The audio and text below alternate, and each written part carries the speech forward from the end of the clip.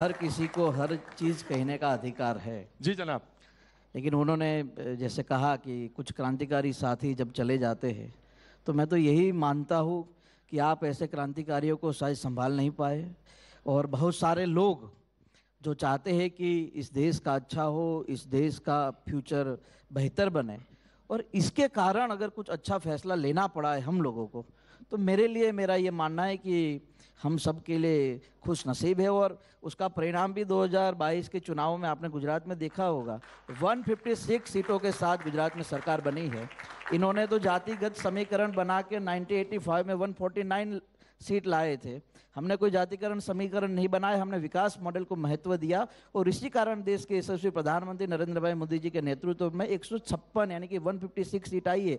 और गजब बात ये बताऊं कि 3 निर्दलीय विधायक थे, वो भी हमारे साथ है, अभी 159 है। क्या बात है। लेकिन आप जिस सांस में आज नरेंद्र भाई मोदी का नाम लेते हैं, उसी किसी जमाने में राहुल गांधी का भी लेते थे। देखिए, मैंने कभी भी तो राहुल गांधी में जो ये सब बातें आज हो रही हैं कि वो जाते हैं विदेश में बोल देते हैं, क्या ये चीजें हैं उनमें? देखिए, मेरा ये मानना है कि आपको अगर नाराजगी इस देश में रहकर किसी नेता से है, तो आप दूसरे देशों में जाकर इस देश की तो बदनामी नहीं कर सकते। और दूसरी एक बड़ी बात यह है कि उन्हीं के माता पिता इस देश का नेतृत्व कर चुके हैं। अगर आप जब देश की बदनामी करते हैं, तो आप अपने माता पिता का भी नाम बदनाम कर रहे हैं बाहर जाके।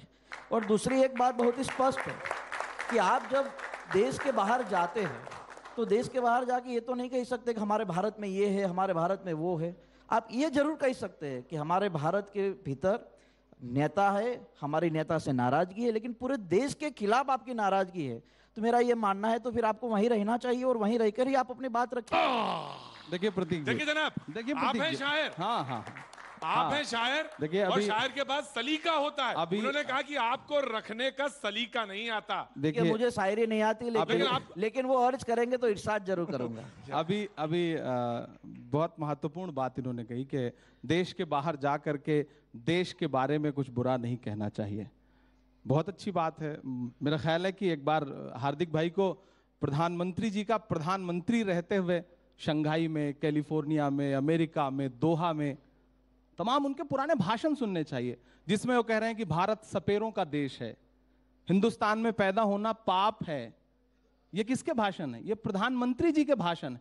राहुल गांधी जी ने क्या कहा? नहीं, आपके पास अगर ऐसा कोई भाषण है तो उनको सुनाना चाहिए। बिल्कुल, अभी आपको आप सुनाइए जरूर। पूरा भरा पड़ा है, मैं आपको सुना दूंगा। भरा पड़ा नहीं, दूसरी आपका बात तो दिखाई देता है, आप दिखाइए ना। प्रतीक जी अगर की देश चुप्पी के बता रही है कि प्रधानमंत्री नरेंद्र भाई मोदी, इमरान भाई, आप हमारे दोस्त हैं, आपको सुनाना चाहिए। आप मेरे भाई हैं, सुना दूं? नहीं सुना दूं?